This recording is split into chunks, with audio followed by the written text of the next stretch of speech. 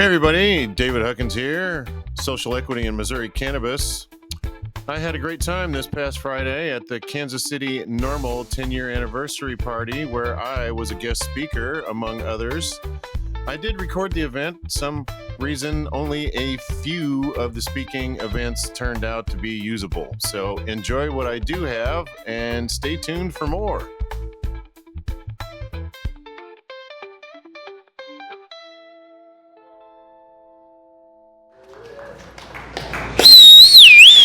Yeah! Thank you.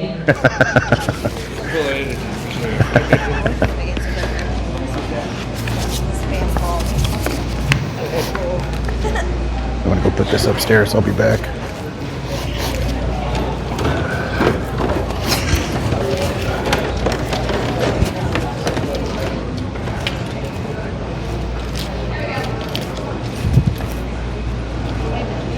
Hey, baby. How did it go? Yeah, good. Good job. I think the first microphone is not working, but your microphone. Yeah.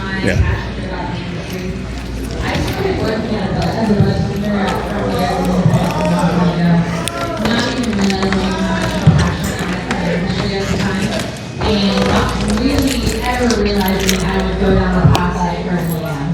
I got my real estate license shortly after that, and I went to go buy my own home, just like everybody else. I was forced out of the rental community, and I had 2 rental situations go bad in 3 years. And some of them were even family, so, you know, I'm not the only person that this has happened to, and so when I went to go buy my house, no one would work with my income. I had never heard of this before. I talked to all of my coworkers, and no one had any idea what I was talking about. And so I eventually figured it out on my own, getting financing out of Colorado, actually. Obviously, those people have been doing it longer, so I guess I was doing pretty good from there in Missouri. So I realized there was an issue in the industry, and so I specialize in cannabis, specifically real estate and people in the industry. Mainly employees, a little bit of some new business owners that I'm recently working with, but mainly employees because I have a passion for this problem and it makes me fucking pissed off, to be honest. So I currently still work in the industry at KC Cannabis and Blue Springs. Love them. They treated me very well since I've been there. Talking about the Safer Banking Act, or Safe Banking Act, is kind of, technically there's nothing official and final about this at all. In September of 2023, it basically came to a complete halt because even with by its partisan support, it was completely put at the bottom of the pile of papers that is our government. This link right here is also my link tree for the actual presentation itself. I'll have those in my business card and also giving away an item at the table later. But anyway, the problem is people still think that cannabis is something to be feared in the banking industry. I had to speak to so many lenders on my own behalf to figure out and put in dozens of applications to even figure out they even work with me. So the problem is that all these banks fear the federal penalties when it comes to these loans. And so it's grinding the industry to a halt. I mean, David has even talked about how he's trying to find financing to get his dispensary opened up. That's just one example of someone in this room that's dealing with it right now. But my coworkers, my industry people, they're struggling so hard to get financing for themselves. And it's all because of the regulations that they're refusing to federalize it and they're refusing to do the Safer Banking Act because they just put it at the bottom of the pile. So that's one of the problems. These businesses have to operate in cash-only circumstances, so their insurances are just absolutely going through the roof, and no one wants to give them the money because they're like, well, it's going to get stolen anyway, so why would we do that? Why would we put ourselves through that risk? Or they have to go through these extremely dicey private lenders, or I don't know if you guys have looked into much of these industry problems, but especially in the micro businesses, there's predatory lenders that will write these contracts where you have no idea that over time, it's just going to be their company after a while. So you're putting in all the work and all the risk and eventually losing the business anyway because of these evil people. So there's so many problems with the fact that we can't use a normal bank and can't go through the normal systems that we have in place. and they still think it's illegitimate income. So I've had lenders tell me, leave my job, go back to the food service industry, and I'd rather blow my own brains out than do that. Don't do that. Suicide awareness month. What exactly is this act? It really is. It protects the banks from federal penalties from the FDIC. The FDIC, I'm going to go more into that in a minute, but we actually have the opportunity to gather a lot of people in front of them and show them that, hey, we're done with the discrimination of the industry, but I'll go over that a little bit more later. So the federal punishment, they could lose their FDIC insured. I mean, we all remember, I forget the name of that bank, but basically where stocks were falling, people with hundreds of millions of dollars all went to the bank to go pull out their money because they realized the FDIC was not going to cover it. And so it sent them into a complete spiral.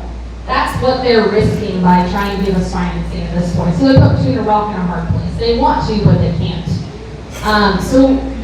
It will normalize more of the normal bank accounts, the conventional loans, the first-time homebuyer loans, even car loans. My car person committed car payment fraud because she abbreviated KC Cannabis on my W-2 on purpose so that they wouldn't know it's cannabis. I would not have been able to do that if she didn't commit that crime for me. Wow. That's ridiculous. That is ridiculous. Sad. So they would fix that problem as well. It extends a lot of protections for the employees too. Right now they don't think of it as illegitimate income, but we're still paying Social Security, still paying taxes.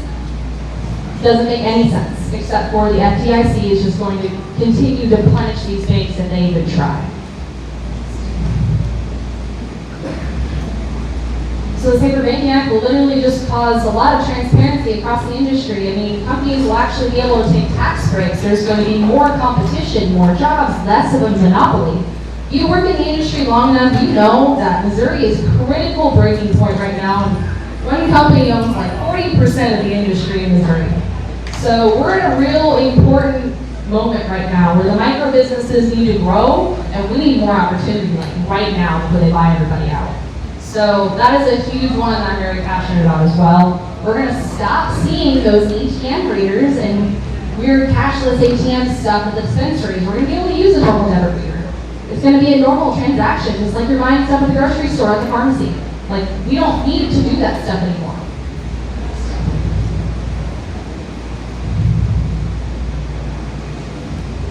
Feel like you did it? Okay. So employees, I mean, long story short, your paychecks are actually going to look like paychecks from lenders now. They're not going to be like, well, you know, I'm going to have to talk to your boss's boss's boss to really think that this is legitimate income. You're actually going to be able to get the lower interest rates. You're going to be able to qualify more often for down payment assistance. That's a big problem I'm dealing with right now. The current administrations that's happening, it's getting tighter and tighter on financing, so it's becoming harder and harder for my clients to get money to buy homes, not a business. Homes, that's it.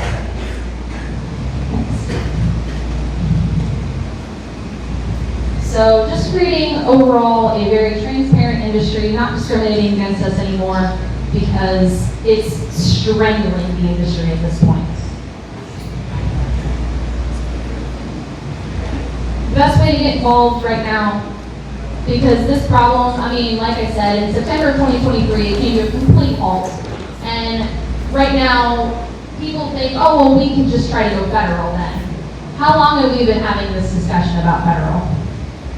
How many people in government don't want it to go federal because they're getting paid by Big Pharma?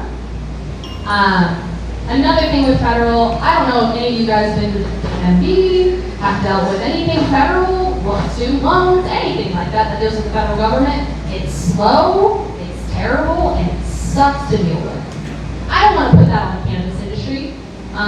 Although that would fix some of the problems as well, I think it's even farther out than the Safer Banking Act. We just need to push. And the ways we can do is just keep breaking the stigma about cannabis. I mean, we all know that, you know, we're not all lazy potheads. You know, we are very productive. We've got businesses, organizations, like we're passionate and we're motivated. So keep doing that. Keep proving that to them. So the best way to get involved is on October 30th, there is a meeting with the FDIC going over getting public input about the current regulations that are in place. My plan, because we need to set an example in front of these feds, this is not going to be one of those protests where you're going to start going up there and screaming at people. I want people silent by my side, showing us that we are done being discriminated on in the industry. My plan is basically have everyone dress in green, meet up, and stand together when I go and talk to these people. I've already registered to speak with them on October 30th. It is going to be early, sorry about that. But if you would like to get more involved, please let me know. I have it on my QR code on my card as well. I have the article about the actual meeting itself from the FDIC, and I have a registry so I know exactly how many people are going. One last thing, I work in the cannabis industry. I want to support the industry as much as I can. So the way I kind of decided to do that was I created a reward system actually. So for every person that has brought someone who's struggling in the cannabis industry to find financing and get a home for themselves, if I can get them close, you move up this tier. And so either your first tier, you can get a plant, or your last tier, if you're a regular referral, you can get something as crazy as a can of butter maker. So I just thought it would be a good way to keep helping people, because I've heard so many people leave the industry because they dealt with this problem. And I almost did too, so that would make me sad. Yay!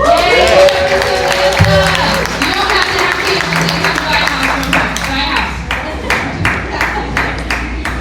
Good job, I Samantha. actually bought a house through her, and I wouldn't have been able to make it through the process without her because I also work in the industry, and she made it seamless.